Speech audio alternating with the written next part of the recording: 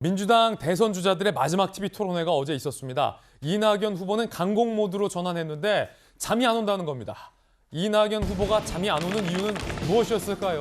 이에 대한 이재명 후보의 대응은 어떤 거였을까요? 첫 번째 주제에서 다뤄보겠습니다. 이낙연, 이재명 두 주자의 정면 충돌 직접 들어보시죠. 대장동 사건은 저희 민주당에게도 큰 짐이 되고 있습니다.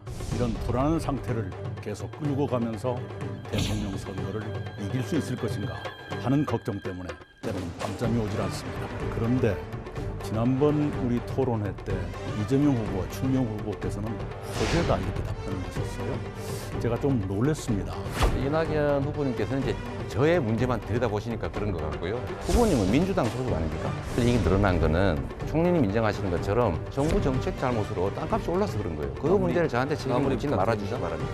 잘된 것은 자기 공이고 못된 것은 남의 탓이고 하는 것을 여전히 지금 반복하고 계세요.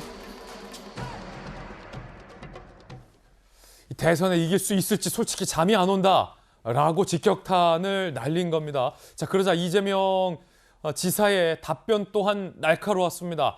정부 부동산 정책 잘못으로 오는 것 아니냐라며 이낙연 총리 출신 이낙연 후보의 과오를 지적하기도 했었습니다. 자, 이재명 기자, 어제가 일단은 민주당 TV 토론의 마지막 토론이었어요? 한 번 더 있었던 걸로 제가 알고 있는데 뭐 방송사가 조율이 안 돼서 그거 하나는 이제 없어졌죠. 그럼 그러니까 지금 어제가 본 게 마지막이었죠. 마지막이었고 이번 주 오늘 일요일 날 이제 최종 후보를 선출하기 때문에 네. 오늘이 이제 어제 토론회가 마지막이었다 이렇게 보면 될 것 같습니다. 이낙연 후보는 의미하는 게 어제 뭐였습니까? 이재명 후보로 본선 치르면 진다 이런 뜻입니까? 그렇게 봐야겠죠. 어제 이낙연 후보의 가장 중요한 어떻게 보면 유권자들 향한 메시지는 결국은 이재명 후보가 최종 민주당 후보가 되고 나면 대선을 이길지 불안해서 잠이 오지 않는다 이렇게 얘기를 하는 거죠. 저는 근데 이것이 결코 뭐 엄살이거나 엄포라고 생각하지는 않습니다. 왜냐하면 지금 유동규 전 성남도시개발공사 사장 직무대리가 배임 혐의로 구속이 됐습니다. 구속됐죠. 아시겠지만 배임이라는 건 기본적으로 오너에게 책임을 묻는 가장 대표적인 범죄입니다.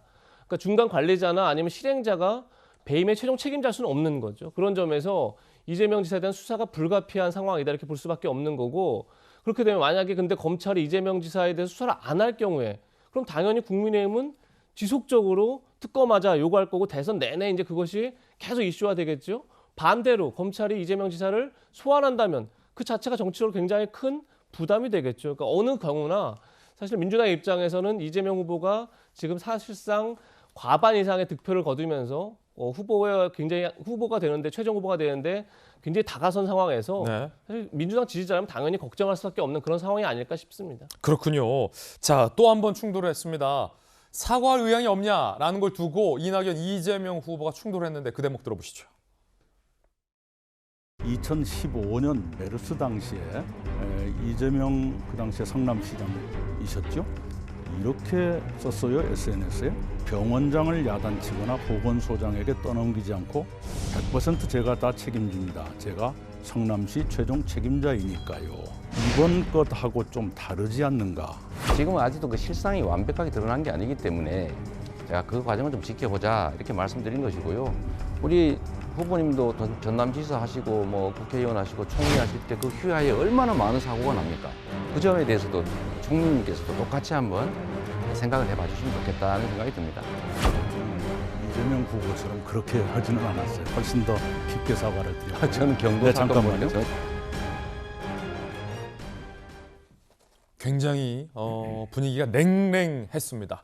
정혁진 변호사님, 네. 앞서서 이재명 기자가 이제 앞으로의 수사 상황에 대해서 이재명 후보에 대한 수사가 불가피하다라고 짚어줬는데, 자, 이거 뭐 나중에 상황이긴 합니다만 어떻게 되나요? 일단은 유동규 씨에 대해서 검찰은 배임 혐의가 있다라고 구속까지 지금 된 상황에서 배임의 최종 책임자를 거슬러 올라가면 이재명 성남시장에게까지도 거슬러 올라갈 수 있다라는 건데, 검찰이 그러면 만약에 이재명 후보로 대선 경선 후보가 확정이 된 이후에 검찰 수사 과정에서 민주당의 대선 후보 검찰로 소환 조사도 할 수 있다라는 얘기입니까? 뭐 그럴 수야 있겠죠. 그런데 지금 유동규 전 사장이죠. 유동규 전 사장의 혐의가 크게 배임과 업무상 배임과 그다음에 이제 뇌물죄인데 어느 정도는 밝혀진 것이 아닌가 하는 그런 느낌이 들고요. 왜냐하면 제가 계속 말씀드렸지만 비정상적인 이익이 났을 때는 비정상적인 구조가 있었을 것이다. 이제 그렇게 의심을 했었는데 그런 부분들이 하나씩 둘씩 이제 밝혀지고 있거든요. 더더군다나 내부자, 가장 핵심적인 내부자 중에 하나라고 할 수 있는 정 회계사가 어느 정도 이제 진술을 하고 그것을 입증할 수 있는 그런 녹취록까지 있기 때문에 이런 부분들에 대해서 대응하기는 쉽지 않을 것 같다. 그런 생각이 들고요. 그 다음에 성남도시개발공사 정관을 제가 찾아봤어요.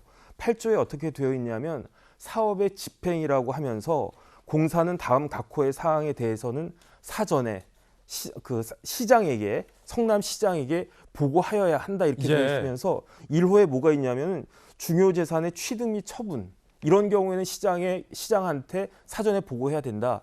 그 다음에 심지어 3호를 보니까 요금 사용료 분양 가격 결정에 관한 사항은 시장에 보고하도록 명시적으로 되어 있거든요. 그런데 이렇게 중차대한 사항 더군다나 이 대장동 사건은 이렇게 그 일이 벌어지기 전에는 항상 이재명 지사가 자신의 최대 치적으로 그 자랑을 해왔던 그런 사항이기 때문에 이런 부분들을 그냥 넘어갔을까 그런 의심이 사실 들고요.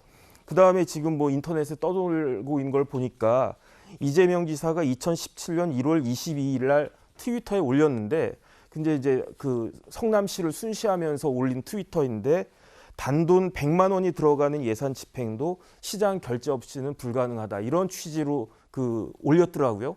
그렇다라고 하면 100만 원짜리도 시장님이 다 일일이 꼼꼼하게 그 봤다는 이야기인데 1조가 넘어가는 사업에 있어서 시장에게 사전에 보고 없이 이러한 일들이 진행이 됐을까? 이게 앞뒤가 안 맞는 거잖아요. 그렇다라고 하면은 업무상 배임과 관련해 가지고 더 검찰의 수사가 이루어질 가능성은 굉장히 높다 이렇게 판단됩니다. 그렇군요.